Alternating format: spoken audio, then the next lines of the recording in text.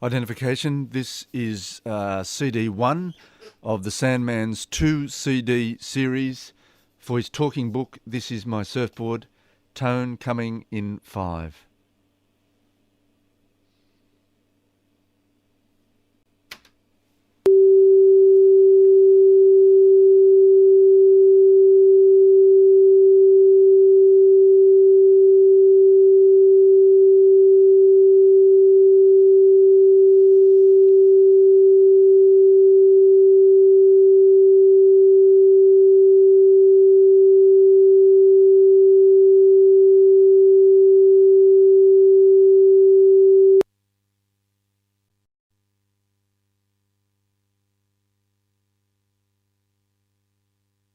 Hello, I'm Sandman, and welcome to the concept of the talking book. Whether you're listening on cassette or CD, or you're a fan from Triple J, I'm sure you're going to enjoy this experience. It took a while coming.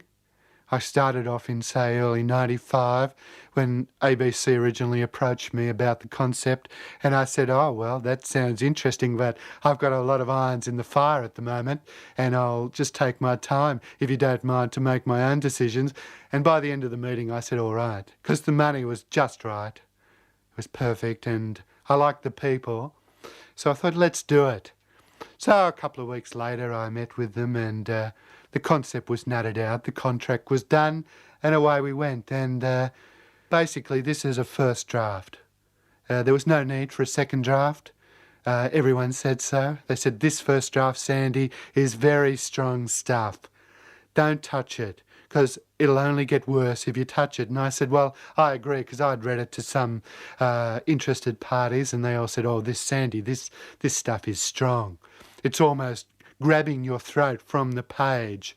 It's multi-layered, full of substance, and there's a journey, and something happens, there's a conflict. There's 3 acts, trouble coming, trouble here, trouble resolved. You know, I've got everything you need in a story. David Williamson had a listen. Didn't really have time to listen to the whole thing. David had a few queries on some word usage, but I put his mind to rest by saying, you just write your stuff, Dave, and I'll write mine, because I know how to use a metaphor, Davo. And I think it transfers from the printed page to the cassette or the CD quite naturally, as if by osmosis. And I think you're going to enjoy it. So whether you're driving the car, or you're in the toilet, in the bath, or you're with friends at a 21st, because I think this cassette or CD would stand up at a raucous party. Oh yes, I think it could reduce a rowdy room to a pin drop, if you know what I mean. Hope you enjoy it, and at the end of the story I'll talk to you afterwards with a critique and a Q&A. See if you really understood it as it was intended.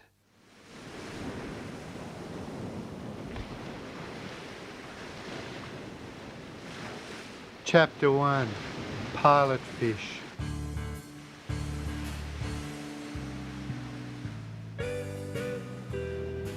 Every night after my father had reheated and eaten his dinner, shepherd's pie, steak and onion gravy, silver side with white sauce, or a steak sandwich lightly toasted, he'd come to my room and tell me a story. He'd kneel down beside my bed, I can still hear those cartilages wrestling, clear his throat, wipe his lips with a wrinkled hanky and begin. At first, he would sound quite formal, as if reading a school composition, but if I seemed interested, he'd loosen up. I'm the same. I always blossom when I know people like me. My father's stories were either set at the beach or they featured people from the beach. When I was very young, he'd simply relocate the classic fairy stories like Hansel and Gretel to the coast, replacing the witch's chocolate house with a kiosk made from hot chips. I remember the image of a kiosk made from hot chips made us both very hungry, and we had to suck peppermints to employ the excess saliva that was created. Later, he mixed fantasy with reality to good effect in what you could best describe as legendary surf club tales. Some of them really stick in my mind too.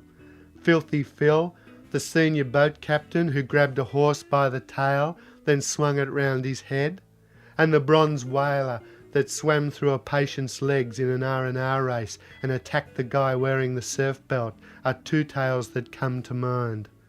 I recall the latter one vividly because he described the man in the surf belt as a little silky terrier stuck on a leash being attacked by a pig dog. Sometimes his stories were funny and he'd laugh as he recalled a particular person or place.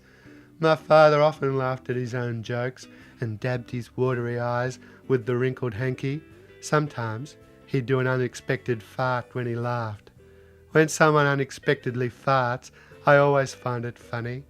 You not only have the sound of the fart to laugh at, but the person's surprised facial expression as well. You could say that his bedtime stories stuck to me like pilot fish. Once they're attached, they're very hard to shake off. I guess that's what makes a pilot fish a good one, an ability to stick to its host. So, at 8 years old, on the strength of those stories, I joined the surf club. Naturally, I expected much from it too. However, I was disappointed when I didn't see a legendary guy called Bobby with a barrel chest, high insteps that made him walk like a Spanish dancing horse, who could swim 3 miles with a 44-gallon drum attached to his neck. Or Noel, the sinewy beach sprinter who once lifted an impossibly heavy steel girder off a mate to save his life. Oh, there was a Noel and a Bobby, but they didn't match the mental pictures I'd formed from listening to the stories. It's like being brought up watching Thomas the Tank Engine. When you see your first real train and it doesn't have a face, you feel ripped off. Despite this initial disappointment, I did enjoy the surf club for a while. Being a nipper was fun. We were like startled brumbies, running in a pack to somewhere and back every time we heard a whistle or saw a man with a paunch wave a bright flag. Even though our aim was to please, be it our parents or the nippers or the man with the paunch, we weren't really that competitive. I just followed the most confident boy and did what he did. Success wasn't important. When you're small, you lose concentration too easily to win something twice in a row. For example, one Sunday I'd won the junior wade race and I was waiting to start the beach sprint when I saw a man unloading dirt from the back of a truck. The next thing I know, the race had started, but I was still in the marshalling area, mesmerised by the man operating the backhoe. At the zoo recently, I even caught myself watching 2 workers fix a pothole with some loam, while all around me there were hundreds of endangered species with sad faces. Perhaps concentrating on the unimportant stops you from dealing with the important things in life. Perhaps that's why I'm persistent at the things that don't matter. As I got older, I realised that being a success was an important part of being remembered. I also discovered training was an important part of being a success, but unless I'm instantly good at something, I have no enthusiasm for it, and that makes training very difficult. Oh, I dabbled briefly with competitive swimming to enhance my surf club performances, but I never won anything, so I was never committed, and thus I was never remembered. I was fine at the start of a season when there were no races, but as it got hotter and the pool filled with recreational swimmers and the races started, I found it hard to concentrate. The solitariness of swimming, the post-exercise hungry feeling, the endless parade of women wearing wet speedos covered in mobile air bubbles, and the lack of success all combined to act like an anchor. Certain parents drove their children quite hard. I'm happy to say mine didn't do that.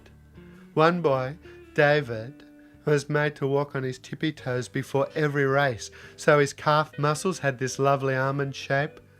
I guess watching his calf muscles go up and down like tiny elevators was meant to intimidate the other competitors. It's the same principle Willy Wagtails used to intimidate potential intruders. Mind you, David always beat me easily, so maybe there was something in it. Then again, David wasn't liked. Losers are never hated like winners. Losers may be forgotten, but they're never hated.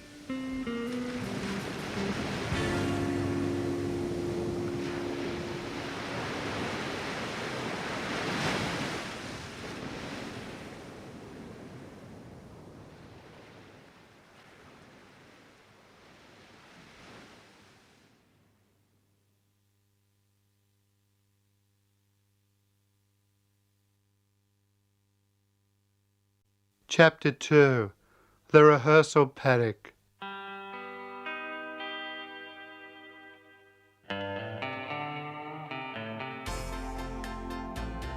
During the early part of Year 8, a desire to be cooler began to grow in me. Consequently, my attention turned away from sport and onto a pursuit of social success. Like anything in life, social success requires hard work too. So in a paddock across the road from our school, I started training at being the same as the people I wanted to impress. Mr. Gumley usually drove his son Kerry and me to school, and because he didn't like to get caught in the congestion at the gates, he'd drop us a block away. So he had to walk across the paddock to get to the actual school grounds. The moment I hit that paddock, which was very private, due to a line of well-established gum trees around the perimeter, I'd start my training. I'd pull my shirt out, tug at my fringe, swear, act morose, spit after every sentence, pull my pants up high or push them extremely low. Harry high, Larry low. For a year, I practiced at being untidy and rude without getting chastised or ridiculed. That paddock was 2.5 minutes of paradise in between my parents and the restrictions of school life. At first, I was frightened by this development in me and I resisted it. I even tried to hide it by using my old traits as camouflage. Towards the end of the year, though, I realised Kerry had seen everything I did in that paddock anyway, and it was only a matter of time before others did too. I often forgot Kerry, walking several metres behind. I must have looked quite odd at times, running in tight circles, trying to look at my shadow, arching my body backwards in a series of crisp, snapping movements. I was confident he wouldn't say anything, though. When I cut through his backyard on the way to my place one day, I saw Kerry and his next-door neighbour Sophia both naked in his garage, and she was urinating in front of him while he watched. She was doing it with such ferocity, it was making the dust on the garage floor rise up and form a cloud around her ankles. Thankfully, the three of us made eye contact, and that was enough to make Kerry, Sophia and I all members of the Unspoken Moment Club. Over a school year, discounting the rainy days when I had to run across the paddock, or the days when I was sick and didn't go to school, I experienced 600 minutes of free time in that paddock. Combine that with the time I spent alone in my bathroom, on average 20 minutes a day, that's 7,300 minutes plus the 600, which equals 7,900 minutes of preparation.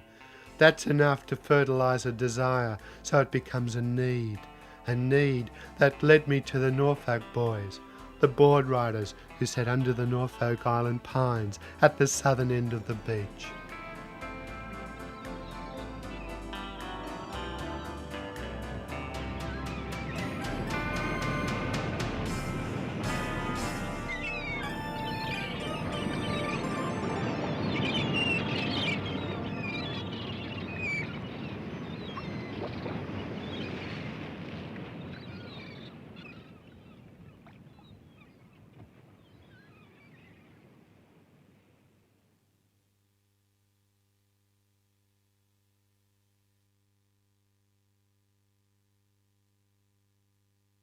Chapter 3.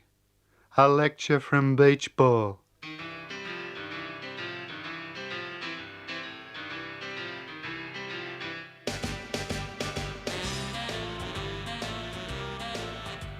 For years, I'd hated the Norfolks. I just repeated what different parents said about them and pretended they were my views. By year 8, I wanted to be like them, or be one of them, or at least sit close and eavesdrop. Instead of being lazy good-for-nothings, they appeared more like dolphins, intelligent and playful, cruising endlessly up and down the coast and frolicking in the green waves of summer. They wore their wetsuits to school, left salt in their hair to create tiny ringlets, and spat up on the awnings in the bus shelters, yelling out, "Beauty, hot meal," when they caught the drips back in their mouths. I couldn't take my eyes off them. They were gods. They decreed what was acceptable and what was naff. To openly disobey them meant loss of property, physical injury and ridicule. Unfortunately, there was a long-standing rivalry between the surf club and the Norfolks. That was clear whenever I was on patrol. Every time the Norfolks saw me in a pair of Speedos and my patrol hat, they'd point to my genitals and yell out, "Check out Sandy's Frankfurt and 2 new potatoes." My only course of action was to retreat into the darkness of the patrol enclosure and hide until the trouble passed. It got to the point I wouldn't come out of the enclosure. If someone was drowning, I'd have had a tough decision to make. Save someone's life or face public humiliation. Obviously, my reluctance to be a team player was noted, and I was asked to appear before Beach Ball, the surf club captain, who lectured me about my lack of commitment. If you could have drawn stripes on Beach Ball with Neo Magics, he'd have lived up to his name too.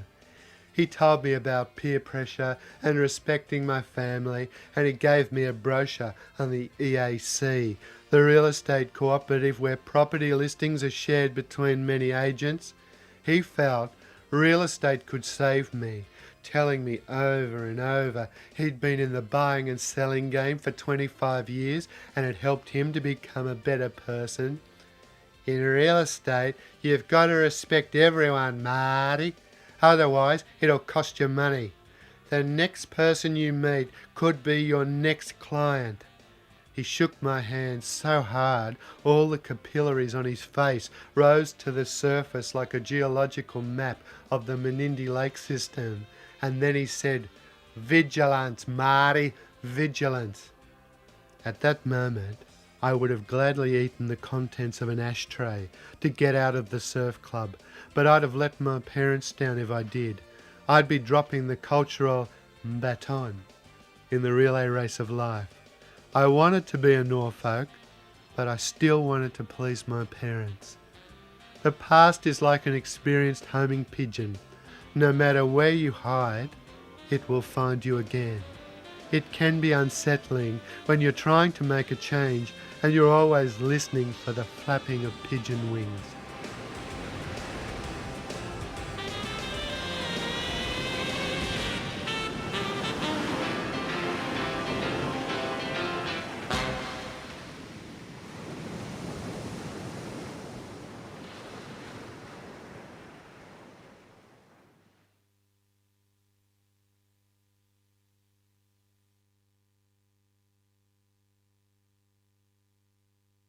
Chapter 4.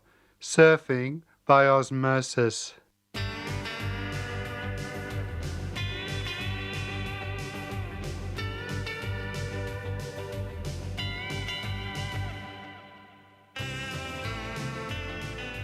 I had to create a situation where I could be absorbed by surfing. I didn't want to force my way in. I wanted to be asked. Being asked to do something makes you feel permanent. When you're asked, you get an ally, that is, the person who asked you to join in. Still, you've got to put yourself in a position to be asked. So, every day in class, I'd draw a surfboard, a Datsun Homer van, and a road map that incorporated the north coast of New South Wales. I'd colour it in, stare at it, then imagine I was driving up the coast. I did this in the hope that others in the class would begin to associate me with board riding and not just the surf club. Sometimes I was so engrossed in my drawing I didn't even realise I was making a soft humming noise to represent the sound of the engine. That was until Stephen Cornish stabbed me in the thigh with a compass. After that, I was more careful about advertising my desires. Once people knew I was interested in surfing, the next step was to get a surfboard. As I didn't have an income, buying one was out of the question. But I knew that my parents were having trouble knowing what to get me for Christmas. The microscope last year was not a winner, nor was the pool cue the year before. So, in October, when the inevitable questions about Christmas started up, I let it be known I wanted a custom-made surfboard. I also said I wanted it at the start of the school holidays, so it didn't look like a Christmas present. I wanted to give everyone the impression it was my third board. As you get older, Christmas is difficult to negotiate. Parents always remember Christmas as a time when you were small. They hang on to that image of you as a tiny parcel of uncomplicated love, shivering with excitement as you opened your beautifully wrapped presents, or the lonely uncle with nowhere to go except your house, holding a cheap cotton shirt against your back to see if it needed to be taken back. No one likes to ruin these images, and when you play along, you gain certain side benefits, such as superior presents, good word of mouth on the family grapevine, and so on. Sadly, I was in a position where I had to use this spirit of Christmas for my social advancement. Peer pressure is a far greater force than parental obligation. 2 weeks before the end of term, a surfboard deal was presented to me in the car park at the airport. If there was ever a family discussion to be had, it occurred at the airport. Every Sunday, we'd go on a drive to look at renovations, then end up watching the planes take off and land. We loved it. We'd all try and guess where each plane was going and what passengers were pleasure and which ones were business. Perhaps watching vulnerable people, happy arrivals and sad departures, helped stimulate the emotions, which in turn promoted our family discussions. The deal presented to me was as follows. You can have a surfboard, but no tantrums when it's haircut time. Get your bronze medallion so you can save yourself if you're in trouble, and hang up your school clothes before dinner.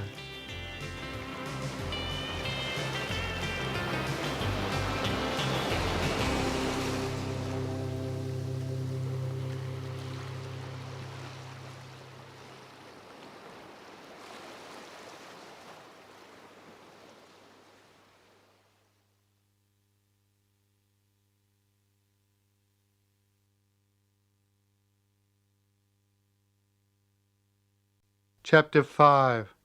The board takes shape.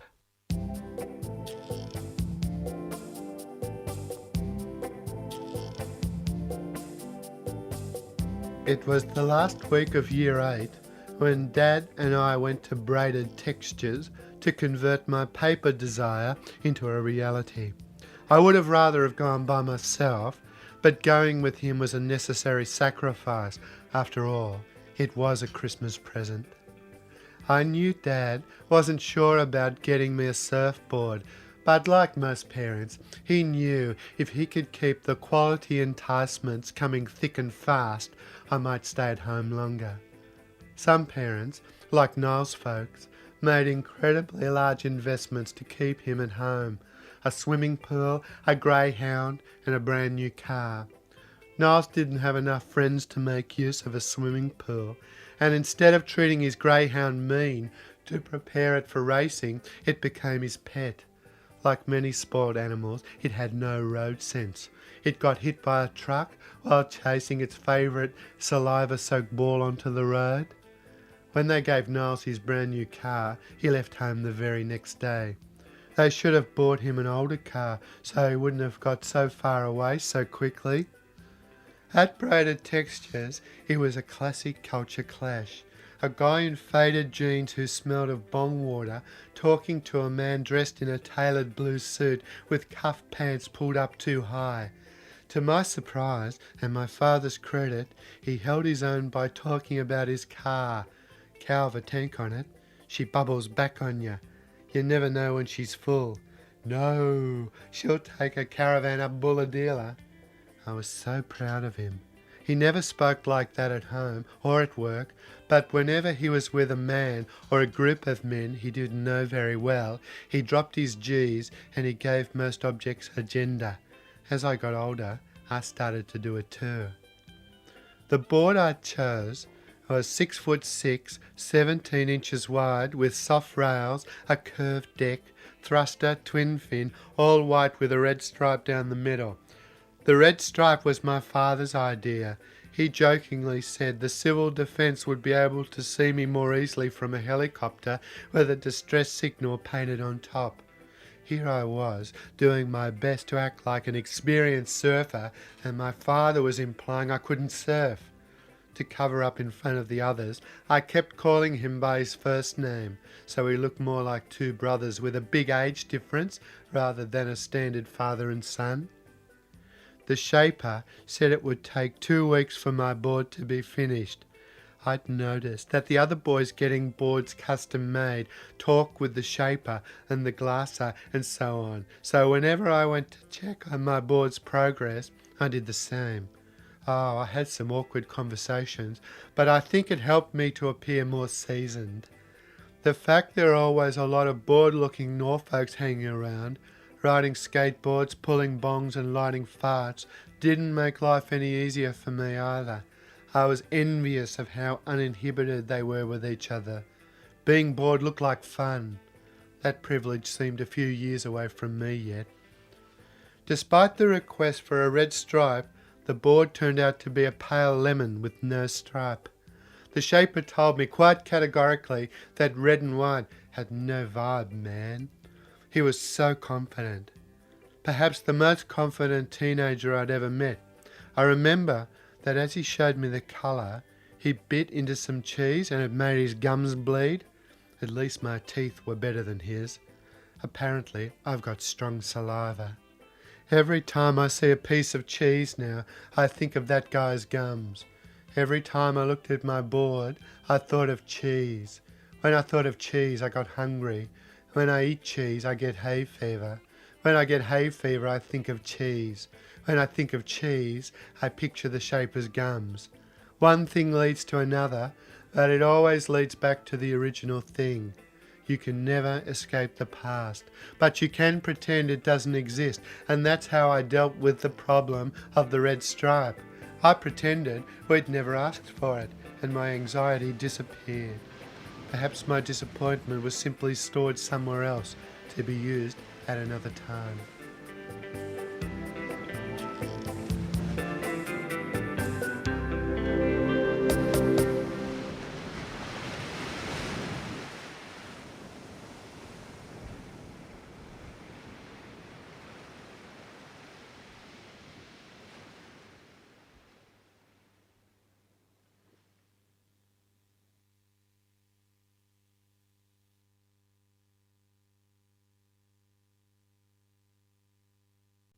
Chapter 6.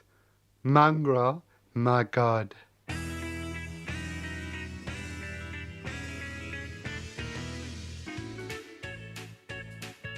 My getting a surfboard also coincided with one of the Norfolk boys, a guy called Mongrel, joining the army. If every beach or mall has a local god, then Mongrel was our god. Muscular, long black hair with bleach bits, courtesy of the salt and surf, a tan like the varnish on an old surfboat, and because of the fear factor, the most popular person in our area. He was the sort of guy who loved jumping off cliffs without warning, scraping his bum on the road while hanging on to the passenger door of a speeding car, or tackling people on cement. Once, for a bet, he even ran through a plate glass window wearing a bike helmet. He loved to bleed and inflict pain on others, albeit by the nerve hold, a dead leg, or by hitting himself across the nose with the side of a ruler. Surfing-wise, Mongrel was unique.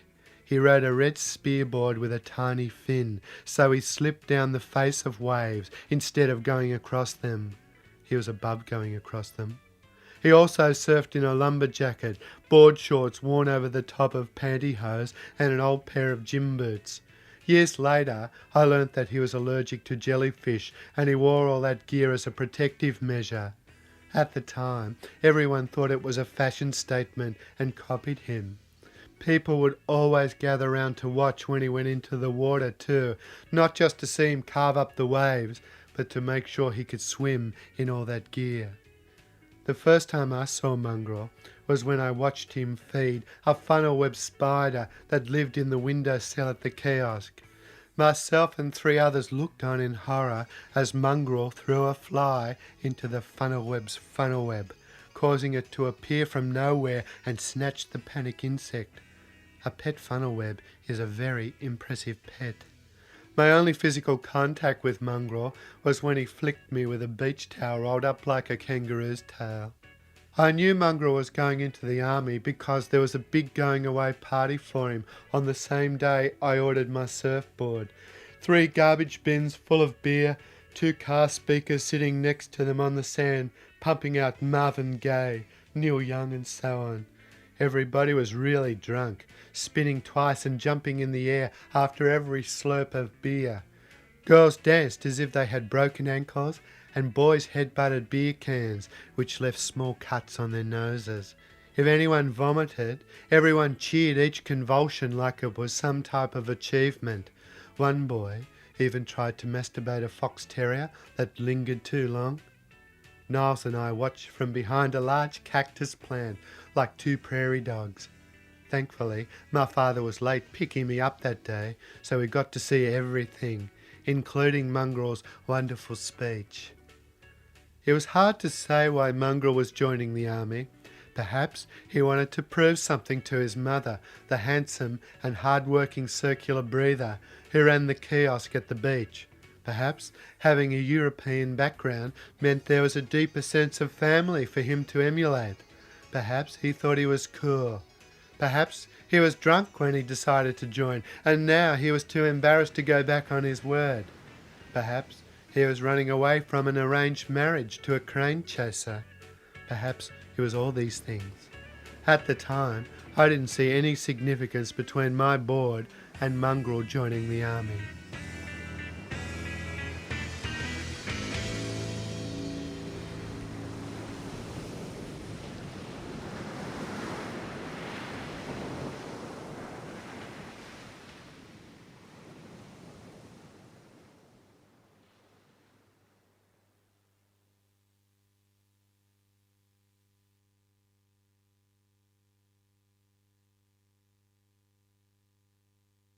Chapter 7. Kung Fu Sandy.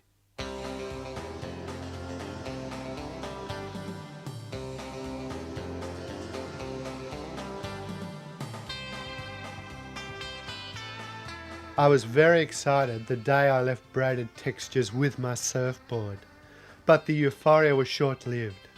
As I walked past the panel beaters next to the board makers, all the tradesfolk stared at me, and I was completely consumed by self-doubt.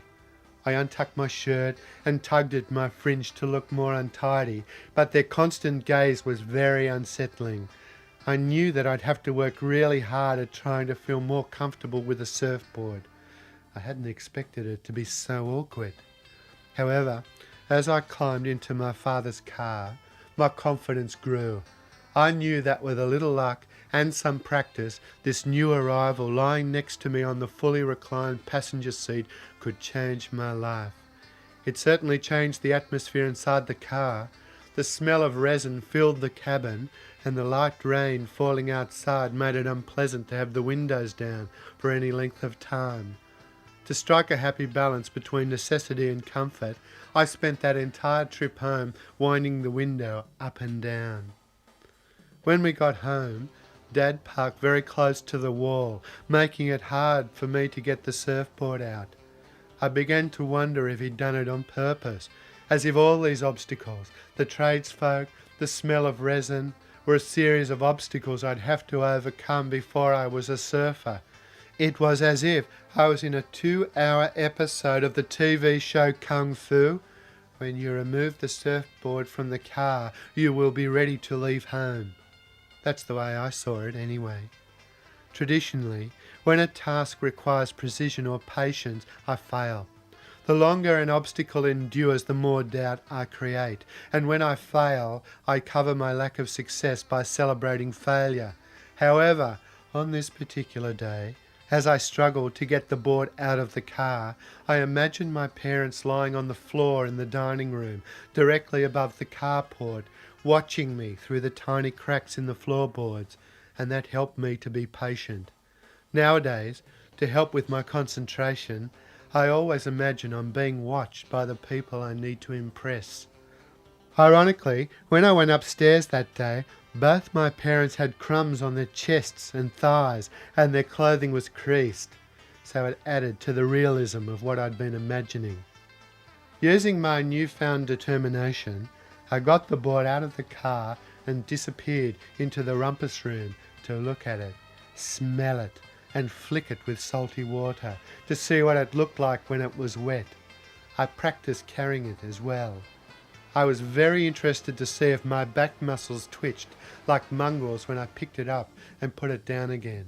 I noticed some definition in my triceps if I wiggled the fingers holding the board, but I couldn't see my back properly, so I couldn't verify any twitching of muscles there. Without movable wings on the mirror, I couldn't see what was going on behind me.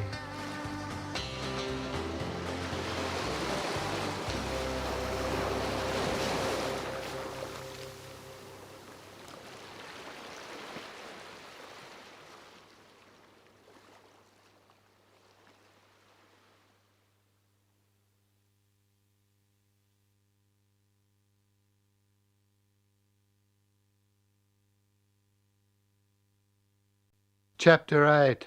Dad Drops Me Off.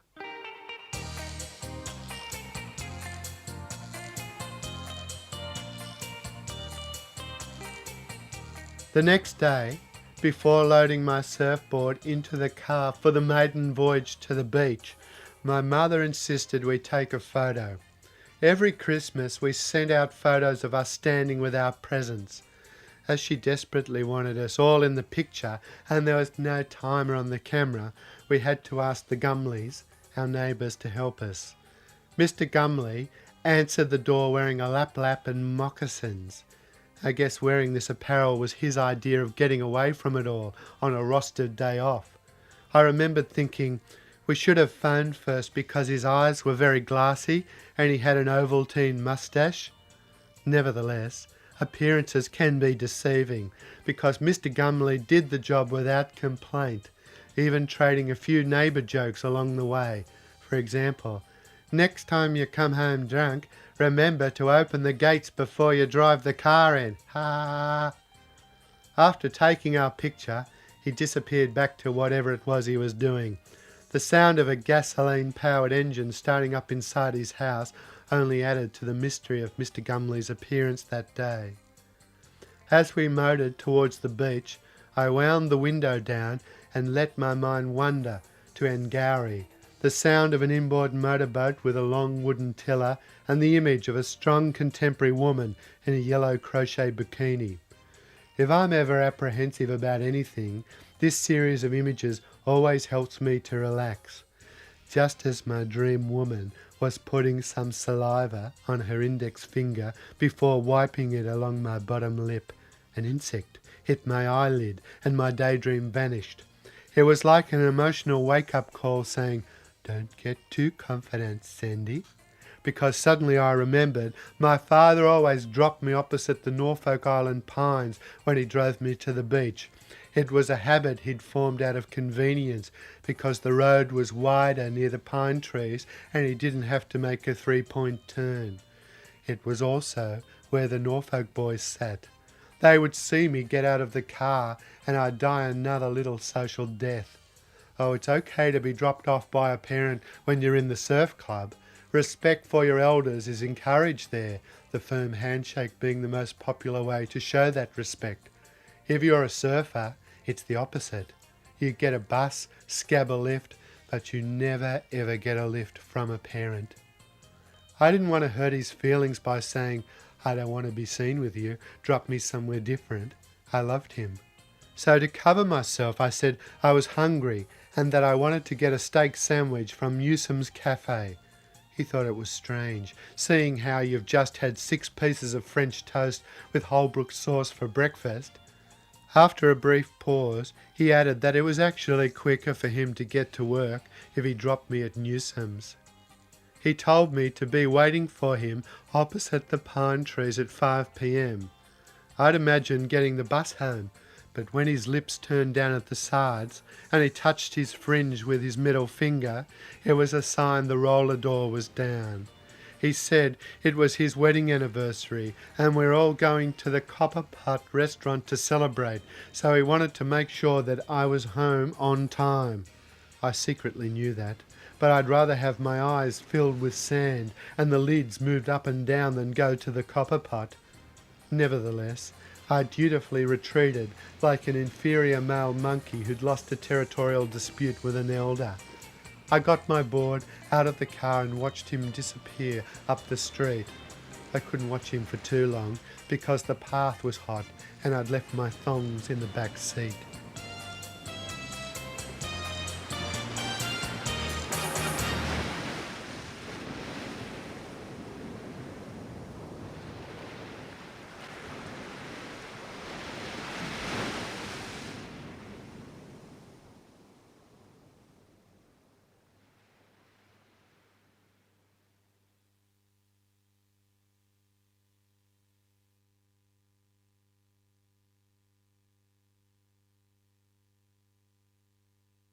Chapter 9.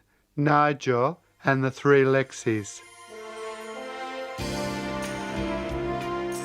Usually, when I get something new, like a pair of pants, they have to serve an apprenticeship first, get to know my other clothes, so to speak.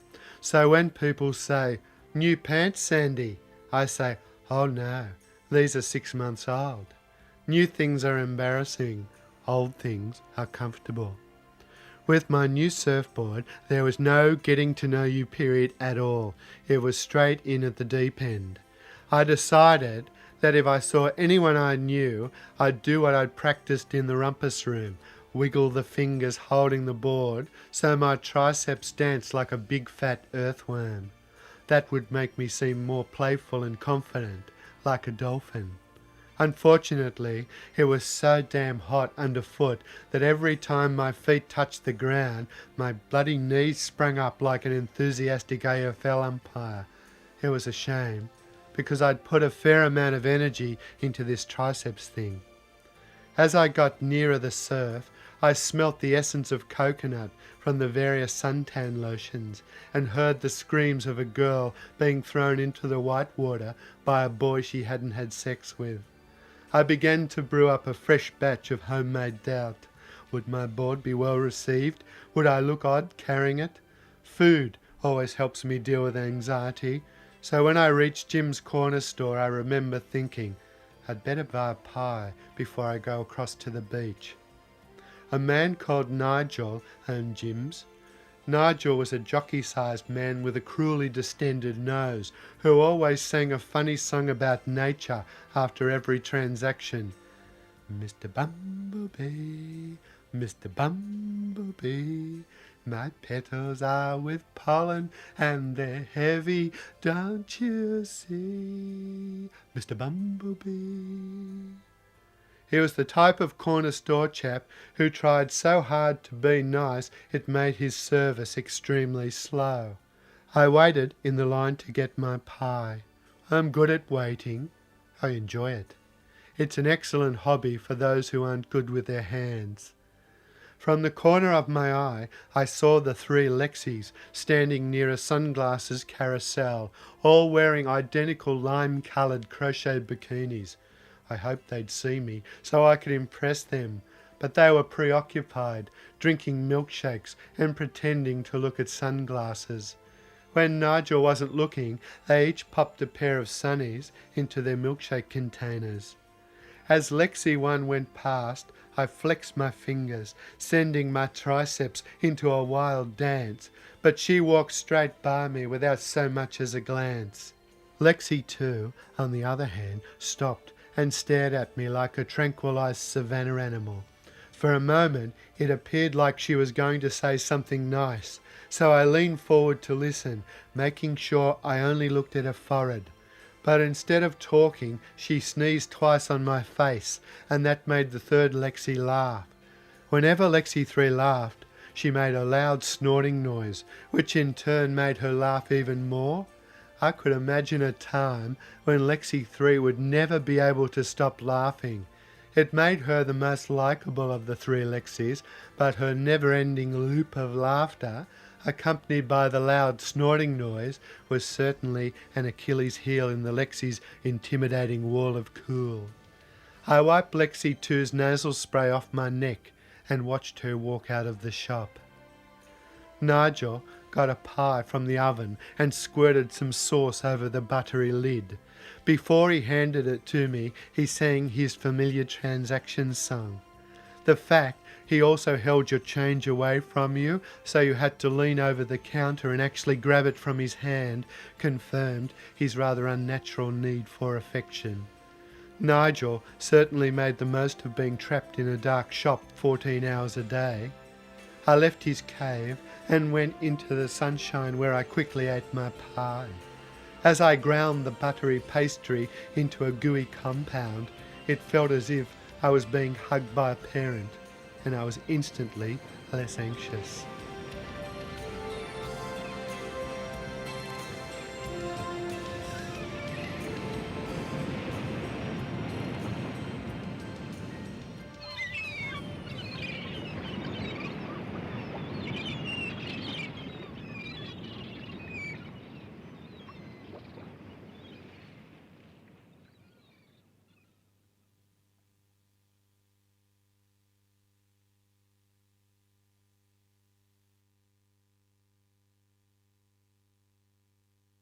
Chapter 10.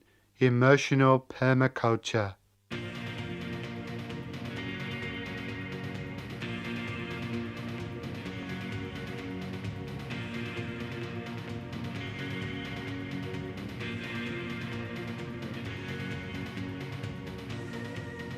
It's very important to pick the most fertile social soil for any period of rapid growth, so I studiously surveyed the coastal vista before deciding where to sit.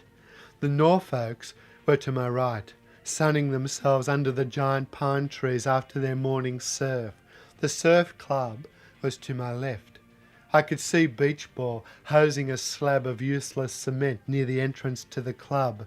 Around the middle area were the grommets, the worker ants, constantly running messages for the Norfolks, buying them hot chips, drinks, stealing money from unguarded clothing, and taunting tourists to impress their older idols.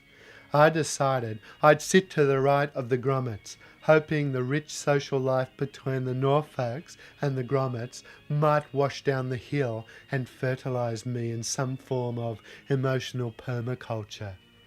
The area I'd selected, a green council bench, was located on a bindi patch, and a few of nature's little landmines stuck in my foot, causing me to perform a short but embarrassing modern dance. I think I covered the embarrassment because I acted like I meant to look stupid. I then placed my board in such a way it was hardly visible to anyone using the path, sat back down on the bench and looked at the surf. My head would have seemed very still to anyone watching me, but my eyes were rotating wildly, trawling the beach for any interest in the board. Eventually, after about an hour of sitting still, some of the grommets stopped to check out my pale lemon stick. I did a pterodactyl call to ensure their full attention. Ah! Ah! I'd recently decided to create an image of myself as someone who was slightly insane to help me find a niche. Making seagull-like sounds, slapping my chest and licking a wall when anyone said Batman calling were just some of the things I'd been trying out. I'd had quite a few requests for Batman calling. The only problem was I often cut my tongue when I licked the wall. At any rate, my noises made them look, and that's the purpose of attention-seeking devices. They're good for attracting people and holding their attention while you think of something to say. One of the grommets, the one who looked like he'd been dragged up from the deep in a lobster pot and cooked on the spot, picked up my board and shook it, then threw it back onto the ground and said, "Piece of shit, man." The board made a sickening sound as it struck the grass. I wanted to rush over and comfort it, but I thought, no, Sandy, stay where you are. Vulnerability is the doorway to humiliation. So I kept very still as they walked off towards the Norfolks, spitting every couple of paces like dogs marking out their territory. That's when I saw Mongrel. Short hair, clean-shaven, and a set of sharp-looking side levers that made him look like Zorro. I couldn't really see what was happening because he was surrounded by so many well-wishers. To get closer to him without drawing too much attention to myself, I had to lie down on the grass and slowly roll over a few times, making my way up the fairly steep embankment by means of rotation. The grass had been recently mowed, and I picked up a layer of clippings for my trouble. To someone hovering above me, such as Santa, I might have looked like a squat sausage being rolled in some breadcrumbs. A quick glance across the sky didn't reveal anyone looking at me. I guess I was the only one thinking that. The image you have of yourself is often different from the one others have of you. It was strange to see Mongrel dressed in a shirt with buttons and pants with a belt. Closer inspection revealed his side levers weren't real, but painted on, perhaps the result of a cork being burnt and the charcoal residue being used like a makeup pencil. I'd seen the underage grommets do a similar thing to get into pubs.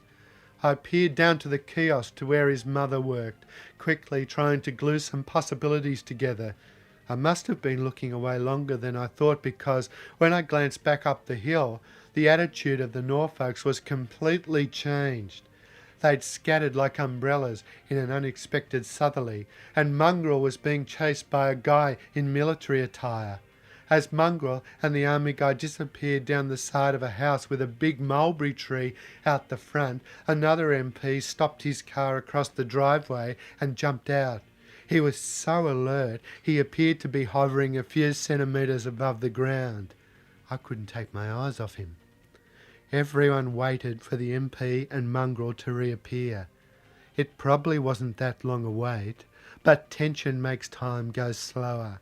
Then, just as the pressure became unbearable, Mongrel, like a footballer exploding through a corporate banner, suddenly ripped through an oleander bush 3 doors down and bolted back across the road.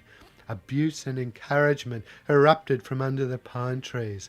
This attracted the attention of the hovering guy, who saw what was happening and raced down to assist his tiring colleague. Mongrel now headed towards me, probably because I was standing slightly on the outside of the group. Oh, I wished I had a manila folder so I could have pretended I was looking at important documents. But before I had a chance to employ any tactics, Mongrel and I were standing toe to toe. We were so close, my private thoughts could have clung to his eyelashes. All I remember was his eyes were panicky, his chest was straining for air, and his top lip was a mass of sweat bubbles. I'd thought endlessly about what to say if we ever met, but the best I could do was pick my teeth and stare at the ground. Then, in what appeared to be extra slow motion, he bent over, picked up my board and took off with it down the beach. It was odd, standing in front of a council bench with Sandy Takes It Up the Arse carved on it, watching my board being taken away by a god who was in turn being chased by the military police. Initially, I was worried that Mongrel might not bring the board back and my father would be angry, but as I watched him hit the boiling white water, my thoughts changed to more practical matters. Did he like how the board felt under his arm? Did he like the soft rails? Would it float him? Would it give him the power off the bottom he needed? Watching him push through the white water made me feel very proud and close to cool. As Mongrel changed from wading to paddling, the two MPs gained a little, but once they were knee-deep in white water, their bulky military uniforms became heavy and Mongrel got away quite easily in the end. This realisation swept across the beach in the form of a cheer. I looked up the hill and smiled, too inhibited to cheer out loudly or pull my pants down like some of the other boys were doing. Nevertheless, my board was being touched by the chest, stomach, pelvis and thighs of our god. So I had something in common with the Norfolks. I was connected to them.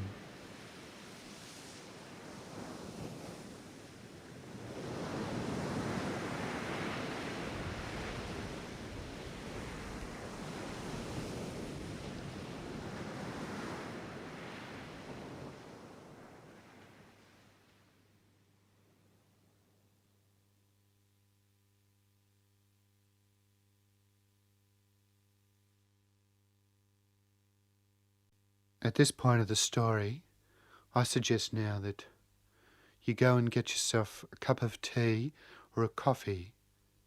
Sue, do you know anything about the bananas that were in this fruit bowl? Just before I started recording, I put a hand of bananas in this fruit bowl. So whoever took them must have known they were mine because I put my name in texter on the skins. What are you chewing? Well, it's not last night's Trevally, is it? You got a banana in your mouth. Gee, I can't stand it when people don't respect other people's property. You know, I was just thinking, as I was eating that banana, it's probably not wise to eat a banana late at night because, as you know, they're full of potassium. And potassium livens the individual up. They've also got a lot of carbohydrates, and that's why rugby league players eat bananas before they go out to play. So if I'm a little bit jumpy during the first couple of chapters back, it's because I've just had 2 bananas. Now, where were we? Excuse me. Chapter 11, Under the Sacred Pines.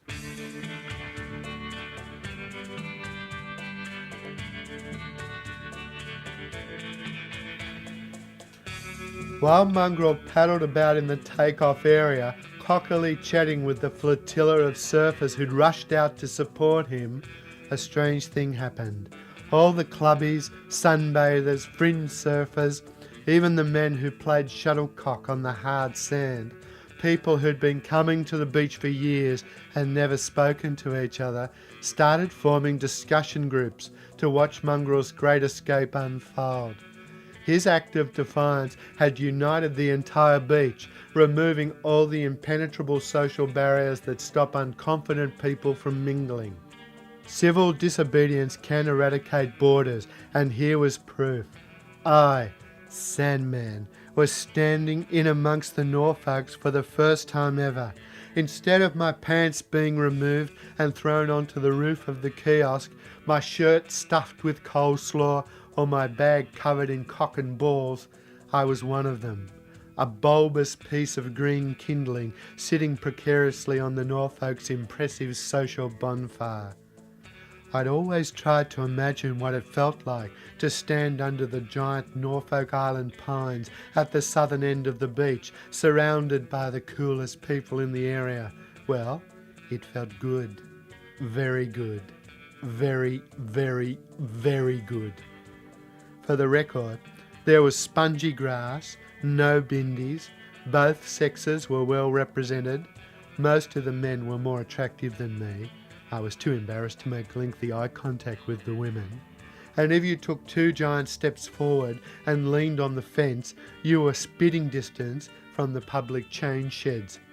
And I thought I was getting shed on by seagulls. I stood on the outside of the group's inner circle for about an hour.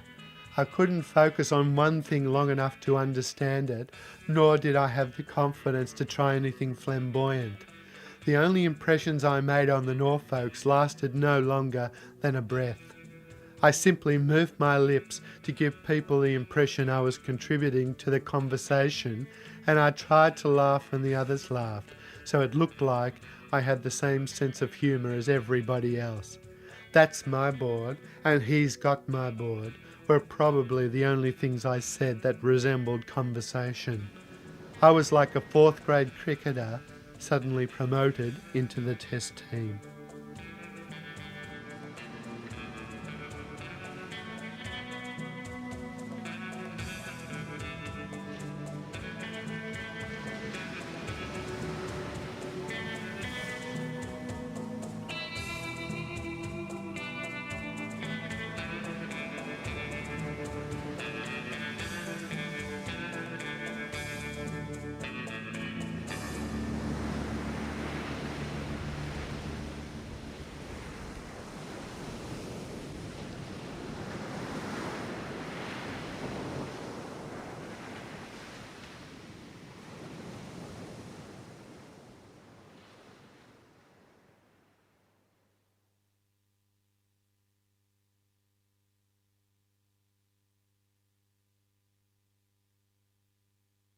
Chapter 12.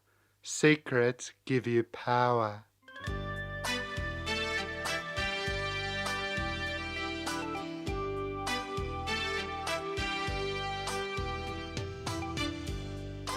As the siege entered its second hour, the numbers under the pine trees dwindled, because most Norfolks paddled out to be with their god. Those Norfolks who didn't, Mellon, who allegedly once had a cockroach for $10, Neville, a ginger-haired boy with blisters on his lips, and Spud, barred from all clubs in the district for letting off the fire extinguishers, along with myself, formed a discussion group. With fewer people under the pines, there was more space for a chap with soft hands and the comic timing of a walnut to manoeuvre in. The MPs were now standing outside the surf club talking to beach ball. Their conversation went for some time and it had the attention of every person on the beach. My discussion group speculated about what they were saying. The most popular suggestion was they were trying to get beach ball to lend them the jet boat. You could tell from the body language that the talk was not going well. In fact, it became quite heated, which resulted in beach ball giving them the forks as they walked away. I immediately turned to Mellon and said, "If you want, I can go down to the club and find out what happened. Gossip and secrets give you power." Well, I couldn't get to the surf club fast enough. I didn't sprint because excessive displays of emotion and that. So I pictured myself as a West Indies cricketer coming in to bowl, and that gave me a certain fluidity and covered the fact I was quite frantic. My demeanour turned to panic though when I got into the surf club and found that beach ball was in the toilet. It was common knowledge in the surf club movement that beach ball was a 40-minute man. All men involved in beach culture are legends for something: driving a car from the back seat at high speed, diving off the mast of a ship in the Whitsundays, anonymous acts of kindness, or in beach ball's case, sitting on the toilet for an incredibly long time. I couldn't afford to wait 40 minutes. I had a mission that had to be completed, so I walked down the long hall of cubicles until I reached the unmistakable odour of our club captain. "Beach ball," I said. "Piss off." "It's Sandy." "Piss off." Usually if I'm rejected I fold, but on this day I persisted. "What happened between you and the military guys?" "Piss off." "Come on. If I tell you, will you go away?" "Yes." I knew how awful it was to be interrupted in the toilet, but I had to know what beach ball talked about with the MPs. "They want me to stop people going in the water so they can isolate the dickhead on the board." "Thank you." I'd always been taught to say thank you to elders. I'd also been instructed to always return my window to the closed position and lock my door after receiving a lift. A passenger door left unlocked says a lot about a person.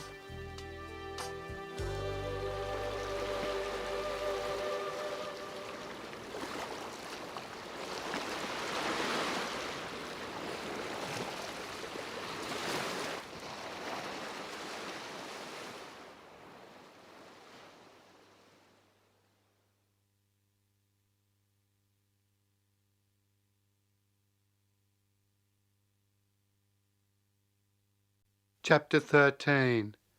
Sandy makes an impact.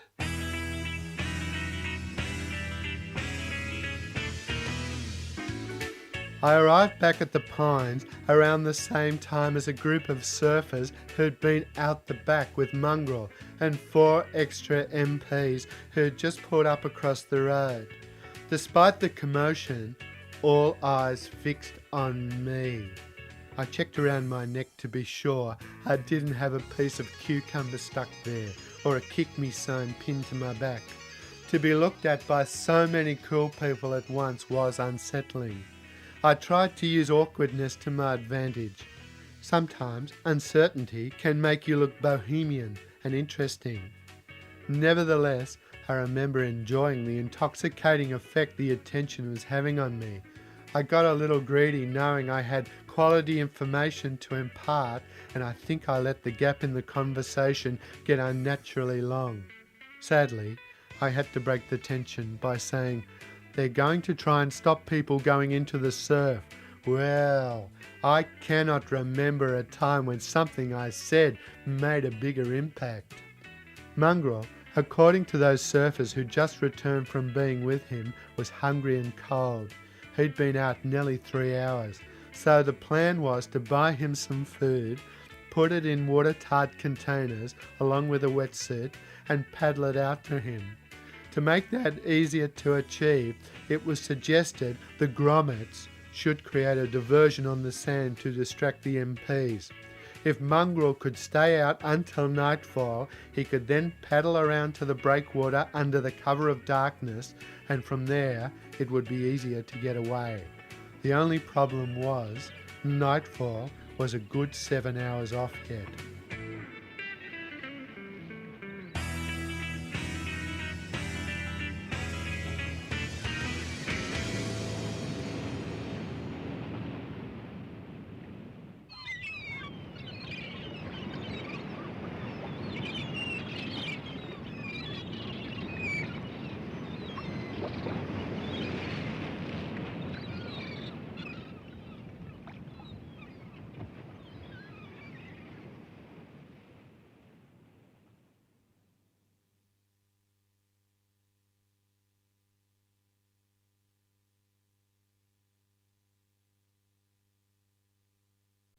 Chapter 14. The Wave of Fear.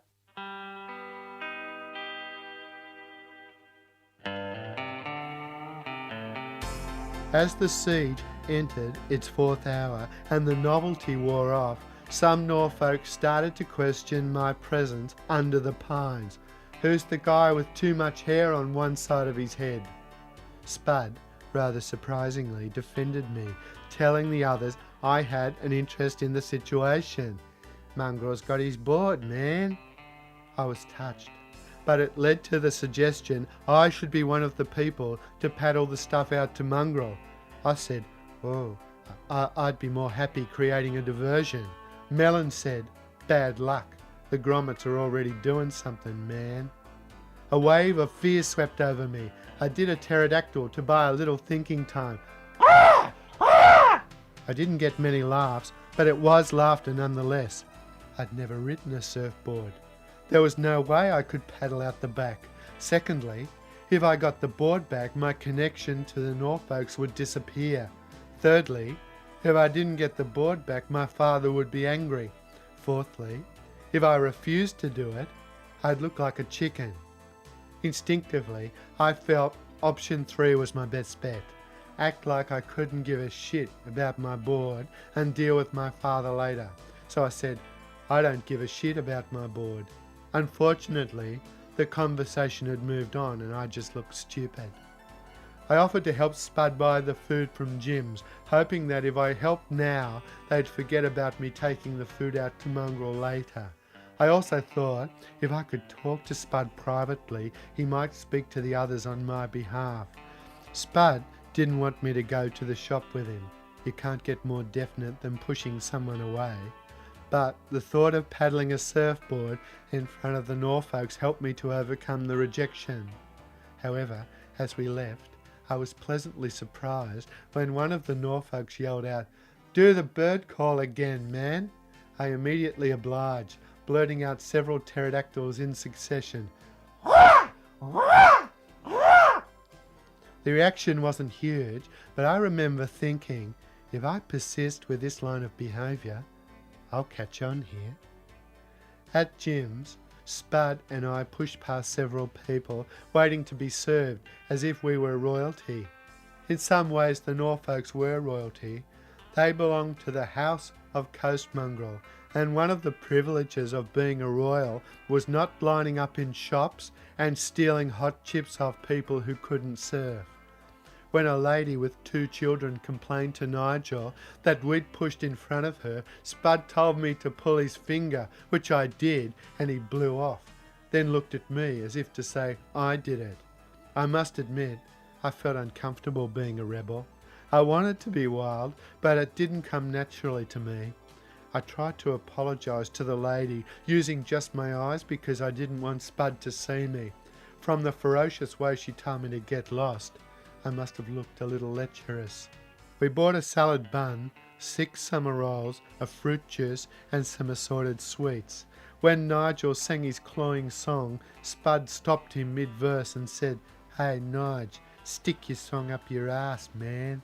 I laughed, even though I didn't find it that funny. I was just supporting Spud because I think he thought he'd been quite funny.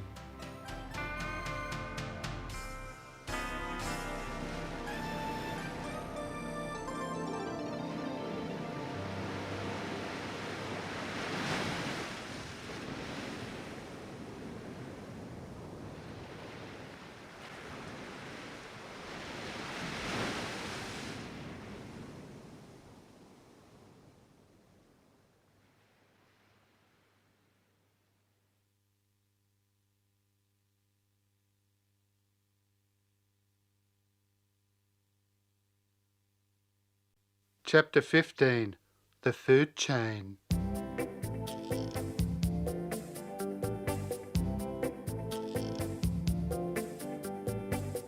As we walked back towards the pines, my knee springing up high again due to the hot tar, I asked Spud why Mongrel had gone AWOL. What do you reckon? He fucking hated it, man. Spud sped up a little, and I had to put a little more vigour into my gait to keep up. "Why'd he join then?" I said, wanting to know more about my god. "His old girl, man. She wanted him to do something with himself, so he joined the fucking army, man." Mongrel? Worried what his mother thinks? My lips must have moved because Spud asked me who I was talking to. That was something I had to work on, not moving my lips while I was thinking. Then Spud said, "Don't ask me any more questions, man." I knew exactly what he meant. He didn't want the others to see me talking to him. I could understand his position. I'd been dreading running into Niles and his parents all morning. Every Saturday, Niles and his parents went to the beach to sunbake, and they always ended up talking to me for hours. The last thing I needed on this day was to be standing with the Norfolks, then have Niles and his parents come up to me and talk about Musica Viva. I liked them, but I had to protect my own interests. I couldn't afford to be seen with people so far down the food chain. Likewise, Spud with me. So I picked my teeth, stared at the ground, and tried to pretend Spud hadn't said what he said.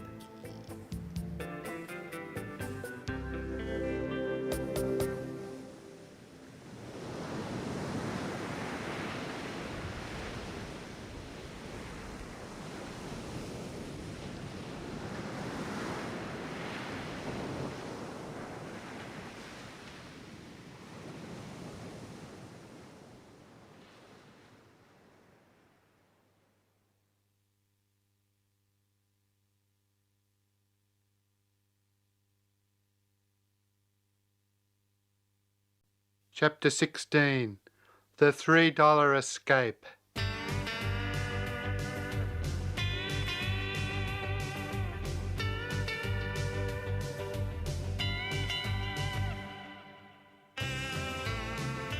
Obviously, the word had got around about the siege because there were people standing 2 and 3 deep on the embankment, and still more folk were arriving. Cars and people everywhere. This was the biggest Saturday crowd since the Governor-General drove a silver-plated bulldozer into the old retaining wall to start the beach improvement scheme. The grommets were having a field day, letting down tyres and wiping dog turds on windscreen wipers. When it rains, you know somewhere someone is very angry. By the time we got back with the food, the MPs were on the sand stopping people from entering the water. I felt quite good that my information had turned out to be correct, but on the other hand, I was still frantically trying to think of an alternative to my paddling out to Mongrel. Someone had already obtained a wetsuit, and the watertight containers were apparently on their way, so if it was going to happen, it would be soon. I needed a space to collect my thoughts without the pressure of trying to please those further up the food chain. I also needed to talk to the grommets and find out about their plan. I employed the $3 escape technique, which involved dropping coins on the ground and pretending to chase them.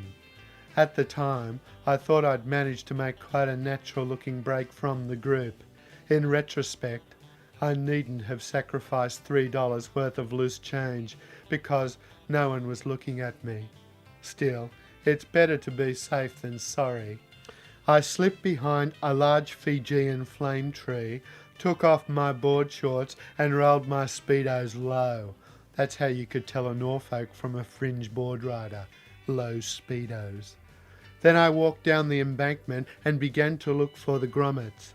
I stuck close to the walls or hugged their shadows to stay out of view. As long as they couldn't see me, I wouldn't have to paddle out. The kiosk was doing a roaring trade. People were 5 deep waiting for hot chips and Dagwood dogs. The longer Mongrel could stay in the water, the more money his mother would make. I'm sure he must have seen the lines of people in the kiosk too. I guess he was doing her proud in a way that suited him. For years, I tried to please my parents while he rejected his. Now I was trying to reject mine, and he was trying to please his. Mongrel and I almost had something in common. I found the grommets inside the kiosk. They were busy spreading bindies over the floor so little children would tread on them. They called it their cyclical nature of irritation technique. It was cyclical because to stop the children screaming and inflaming the already tense atmosphere inside the kiosk, the parents had to take them outside. It was irritating because when the children realised they weren't getting any chips, they started screaming again, and Daddy would have to line up once more. It was a technique since the grommets did the same thing every week. Some of their methods were cruel, but they certainly showed a deep understanding of human behaviour. Before I had time to attract the grommets' attention, let alone ask about what they were planning, the Norfolk started whistling. It was some form of prearranged signal because all the grommets stopped what they were doing and ran off. When the Norfolk saw I was there too, they called out to me as well. It was nice to have my name yelled by the Norfolks, but it made my heart speed up, my breathing shallow, and I felt abnormally lightheaded.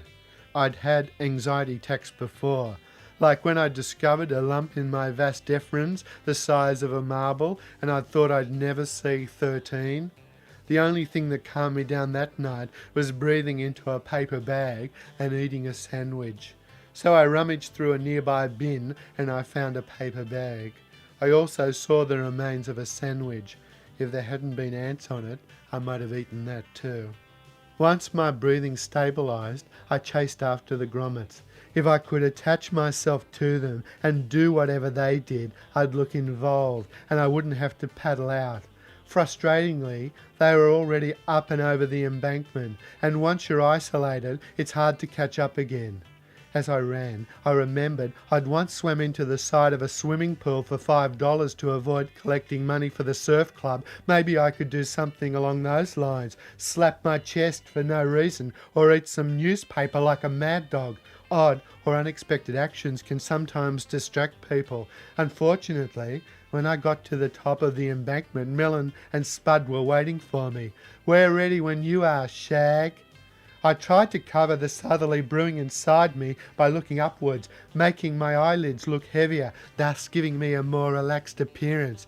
I should have just said, "I don't want to do it," but the words wouldn't come.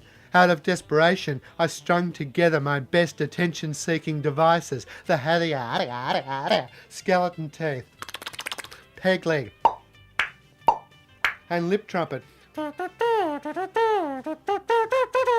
But the atmosphere was too highly charged for my offerings to have any impact. I was stranded, an amphibious creature that had misjudged the tide. "Take this board, Sandy." As I took it, my mouth was so dry that my tongue made a clicking sound when it moved. I sounded like Skippy trying to open a set of French doors in a house fire. I was cornered with only two options: humiliate myself or be humiliated.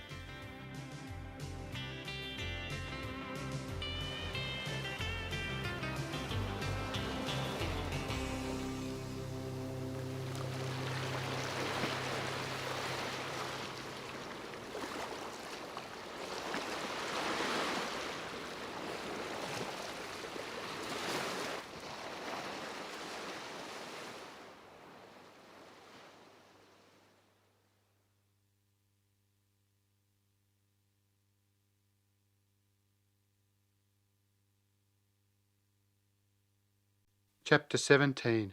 The Streaker.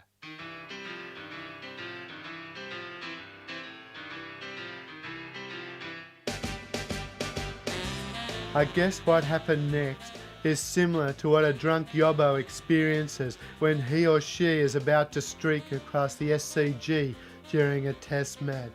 A moment appears before you and you snatch it. You don't think about it, you just do it. Without warning, a lid blew off my inhibitions and I was soaked in overconfidence. I moved to what could be best described as an imaginary fence. I put a leg over, my foot touched the ground where only the champions tread. A shiver of greatness slithered up my spine and into my brain like a tree snake. Then the snake of overconfidence coiled itself around my secret desires, sent a message to my other leg: come on over, the water's fine. And for better or worse, away I went. I ran down a path and across a section of grass that led onto the sand. The only reason I knew I was changing locations was the texture underneath my feet was changing every few meters. I was locked into some type of dream state. Onlookers reacted with a mixture of hysteria and bewilderment. I could tell they wanted me to succeed by the way they yelled at me as I ran past them. I bet they wanted me to fall flat too. After all, that's the Australian way. The emotion I was experiencing at this point was being pumped up from a very private place deep inside me. It made watching me rather like watching two people having sex under a towel on a crowded beach. You shouldn't look, but you can't help it because privacy is compelling. Suddenly, this internal force fired my legs to go even faster, and the two almighty flesh pistons underneath me started to pump and push me towards the other side. On the other side, I could see remarkableness, perhaps a hotel for legends to live rent-free. A voice inside screamed, "There it is, Sandy, go for it." Yes, I see it, I see it. Run to the tunnel of greatness, Sandy. Yes, yes. Desperation controlled everything now. It ripped off my shirt, my swimmer's too. "You're nude," cried the voice. "What about a little comedy?" I let my hands trail behind me like two fishing nets, scooping up my afterglow. I was a commercial trawler. Look at those people laughing at me. I can do anything I want. I'm an aeroplane. I made an engine noise and stuck my arms out like they were wings. "There's the tunnel, Sandy." I see it. Go, Sandy, go. Be free, little magpie. Suddenly, I felt a terrible pain across my face, a warm, wet feeling on my lips. The ground was looming up towards me. So quickly I couldn't even get my hands into a position to break my fall. As I hit the sand, the wind went out of me like a fresh bottle of Pepsi being opened. I felt a giant weight on my stomach. I remember I screamed out, "Get that brick off me! Get it off!" Then everything went quiet.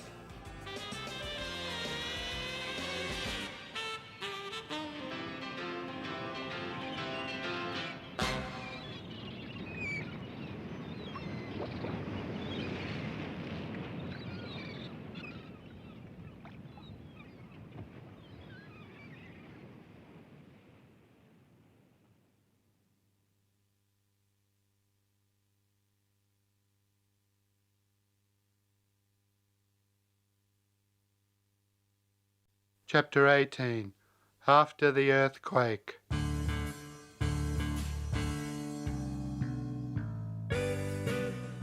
An eeriness follows an earthquake. and as the adrenaline subsided, I experienced that eeriness. People were crowded around staring at me. This must be what it's like to have charisma. I had a picture of myself as someone who was lying on their back on wet sand. As I looked down towards my toes, I realized I was lying on my back on wet sand. My bulbous frame did not please me either. My stomach was higher than my chest. Why could I actually see my stomach? Slowly mist began to clear. A quick wipe of the lips revealed the wet sensation I'd felt was blood trickling from a cut on my top lip. The brick on my stomach was Beach Ball's knee. I looked up at him and said, "What happened?" He leaned forward and whispered like a cartoon snake, "You've been a bad, bad puttycat, Sandy." Then he got me up and briskly walked me towards the surf club. Most of the crowd seemed to follow us. Some were making engine noises with their mouths. I was also nude, but that hadn't really sunk in yet. I saw Spud, Melon, and some of the other Norfolks beaming at me. So excited they were, their eyebrows were going up and down like caterpillars about to hatch. I asked Spud, using my eyes, "Did you make it out to Mongrel?" He just smiled and made an engine noise with his mouth.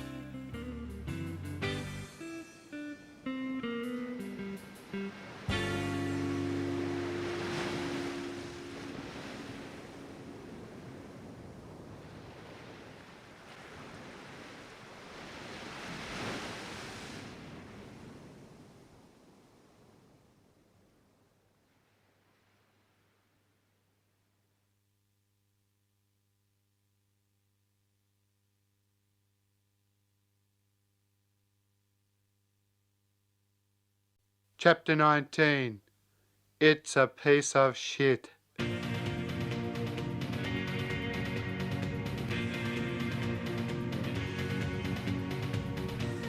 The odour of blocked drains, smelly toilets, and the faint hum of men's dirty talk inside the surf club was familiar enough to make me feel comfortable. Beach Ball suggested I have a shower while he rang my father. He said he'd try to find me some clothes too. He paused before he left the room. "You should know that some people have formally complained about you, Marty. I think when you made the sound of an aeroplane and spun your dick around like it was a propeller, you might have gone a little too far, Marty." "I don't remember that." "Oh yes," said Beach Ball. "Quite a show. I'll give you the cool tip." Then he left, leaving the club's boat suite to keep an eye on me. I hated the idea of my offending people. I started to feel sick about it. I'd have to get their phone numbers and make it up to them. What could I do? Mow their lawns? Wash their cars? I wonder what the Norfolks thought. Did Beach Ball say he was ringing my father? Did I create a diversion or what? My hands were shaking so much I had trouble operating the shower taps, and I took a nasty blast of boiling hot water on my chest. Sometimes a little twitch has big ramifications. This one cost me a red chest. Had I really run across the beach pretending to be an aeroplane? After my shower, I was returning to the change room, and suddenly there he was, Mongrel, my God, sitting on a bench, head bowed, looking like he'd been lost in the Blue Mountains for several years. An MP, whose eyebrows joined in the middle, was standing over him, and my board was lying on the floor in front of him. I tentatively smiled at Mongrel, hoping my warmth would engage him, but I might as well have been the Channel 10 News the way he avoided looking at me. It was very disheartening. When I nodded at the MP, he smiled back and made an engine noise with his mouth. The boat suite made the same noise. To give the impression I didn't care, I made the noise too, and everyone, except Mongrel, smiled. Obviously the Norfolks had failed to reach Mongrel. Obviously I had failed to create a big enough diversion. At least I wouldn't have to paddle a surfboard out. When there's a long silence, there's always an expectation to say something clever. I thought I'd better move around a bit to offset this expectation. If you're not moving, you're not interesting. Again, The fact I was nude made the situation very awkward, so I coughed. A dry, nervous one. A cough can sometimes be a conversation starter, but not this day. Mongrel looked up all right, but his stare completely paralysed my lips, and we plunged back into the land of the long white middle-class silence. I ran across the beach nude. Even though no one had asked me a question, I was very happy with the way that particular sentence came out. I turned my head to the side to congratulate myself. Well done, Sandy. You're going well, Sandy. I must have moved my lips again because Mongrel said, "What?" Being self-conscious is so tiring sometimes. You're always looking at yourself. It's like having two people to feed, myself and myself. Thankfully, 2 MPs entered with Mongrel's mother, and that saved me from answering the question. Mongrel's mother was a striking woman, a big shock of black hair, big eyes, a squat yet vivacious figure, but she always looked tired. This day was no different. Mongrel stood up and hugged with his mother for a long time. I noticed he was clutching her much harder than she was clutching him. The scene was quite emotional, and the rest of us in the room didn't know where to look. Whenever situations get emotional, I get the giggles. This day was no different. I felt I should receive some credit for my part in her record takings, so I stood up and said something like, "Hey, that was my board you had out there." Mongrel stopped hugging, looked at me as if I'd rudely interrupted and said, "It's a piece of shit, man."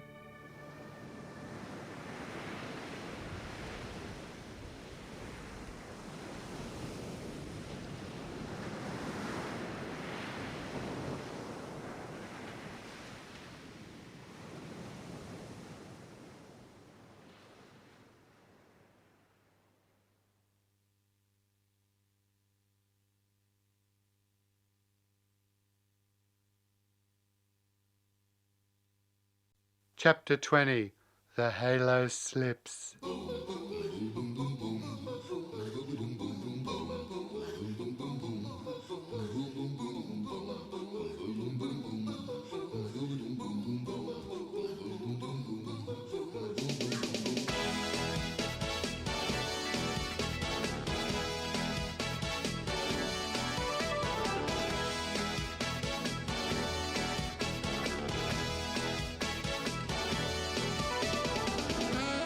There were still quite a few people standing around watching as Mongrel was pushed into the army vehicle and whisked away. As the car sped off, the grommets chucked rocks and cans at it.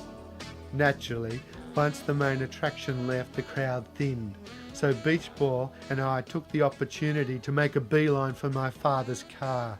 Thankfully, Beach Ball's rotund shape shielded me from being spotted in the "I escaped from Dubbo jail" t-shirt he'd found for me in lost property.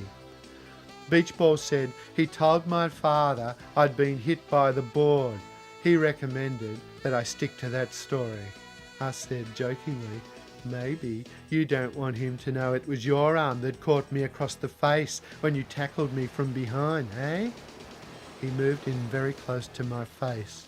So close I could see bits of partly chewed food in his teeth, and he said, "I scratch your back, you scratch mine, Marty." To be honest, I was glad he hadn't told my father the truth. I felt like a native animal that had been caught, tagged, and was about to be released back into the wild by a ranger. I couldn't wait to scurry off and hide in my established pattern of behaviour.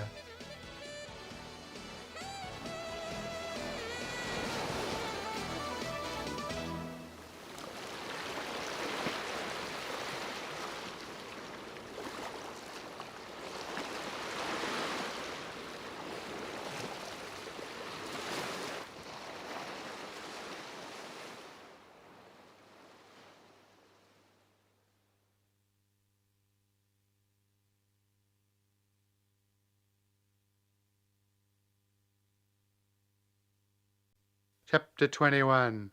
The Final Curtain.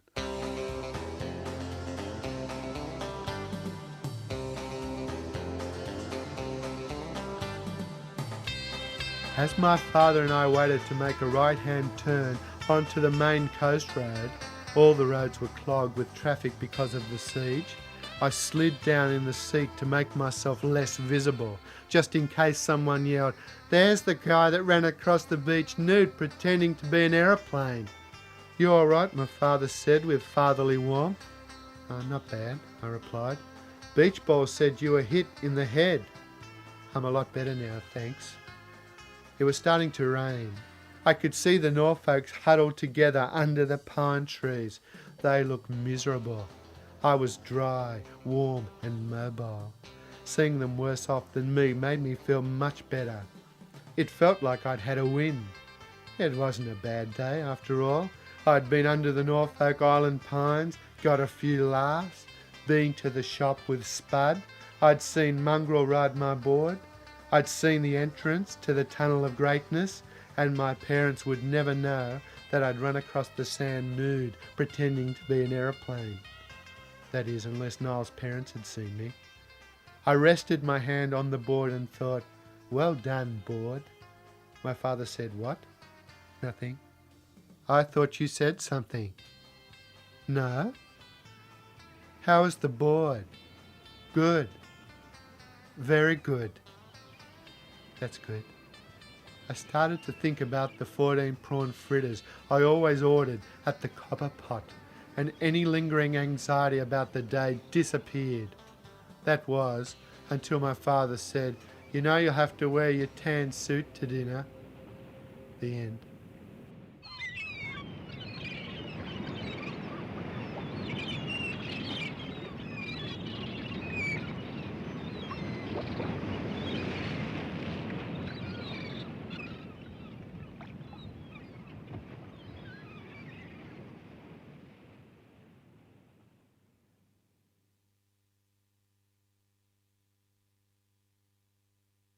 The Ordinary Prince in the Special Tan Suit by the Sandman. Go.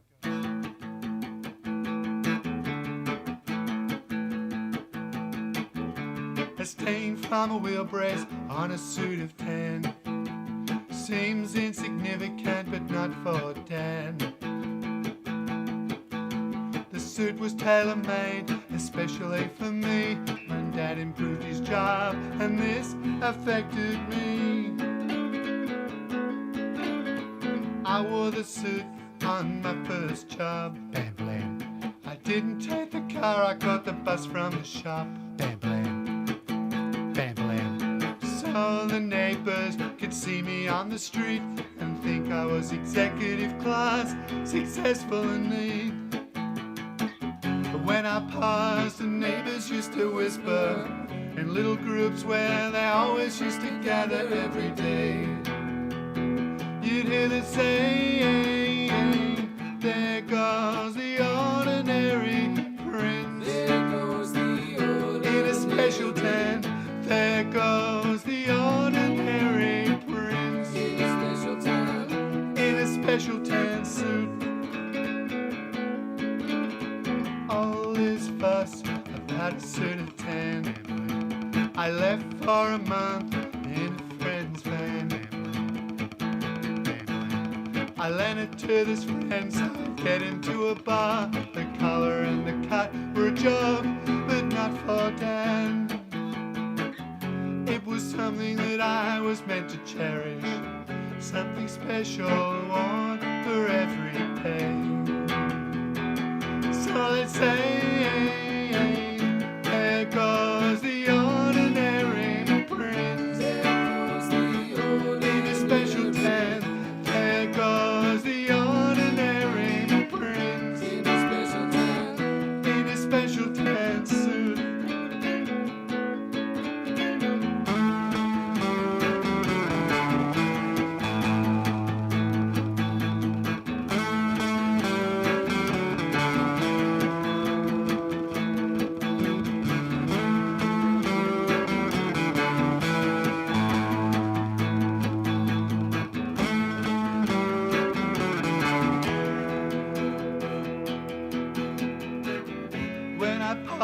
The neighbors used to whisper in little groups where they always used to gather every day. You'd hear the saying, there goes the ordinary prince. There goes the ordinary In a special tan. There goes the ordinary prince. in a special tan. In a special tan suit. In a special tan suit. In a special tan suit. In a special tan suit.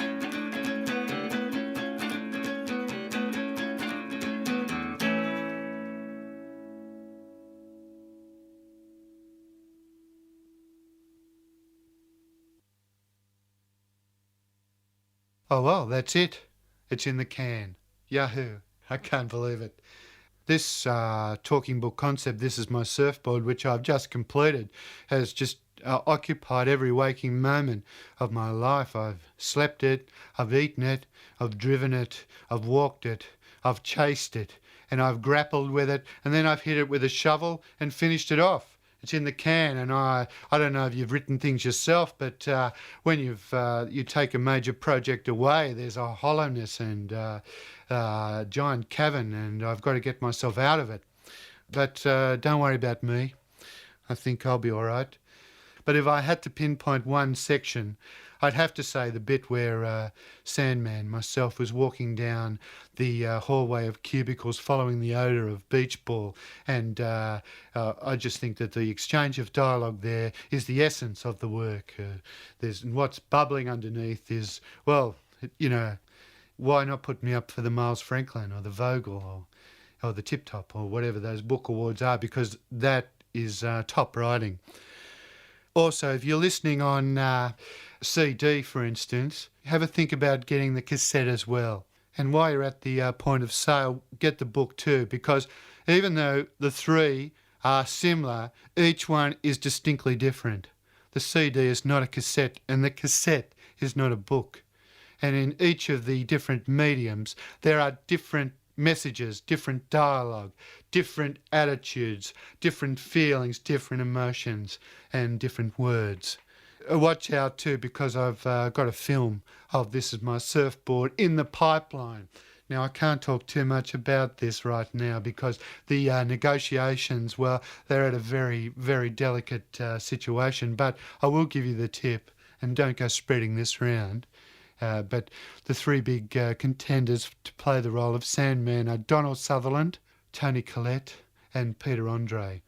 Oh, that's not Donny Sutherland, by the way. That's Donald Sutherland. Donny's his father. Oh, I just got a bit of wind there.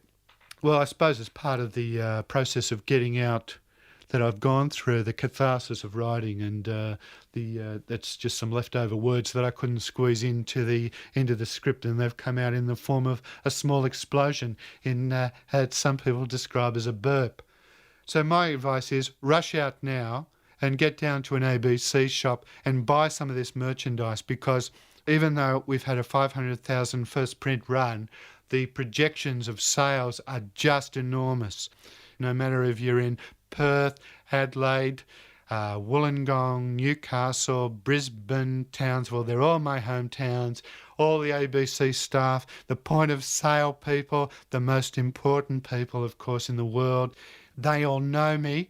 And when I go to the shops, you know, here's Sandy, cup of tea, biscuits, we have a chat, a laugh, and this helps at the point of sale. Let me give you an example of, just say you've got a Sandman cassette, CD, book, T-shirt, and you're standing second in the queue, and then there's somebody with an H.G. Roy thing, a Mikey and Helen book, and if the point of sale staff see your item, and my advice is to just hold it up just above eye height there so the staff can see it. When they see that, they'll look straight through that person with that other merchandise, straight through to the Sandman person, and you'll get served before them. And that few extra seconds you'll gain there could lead to an opportunity in the mall or out in the car park. So, don't underestimate the merchandise there.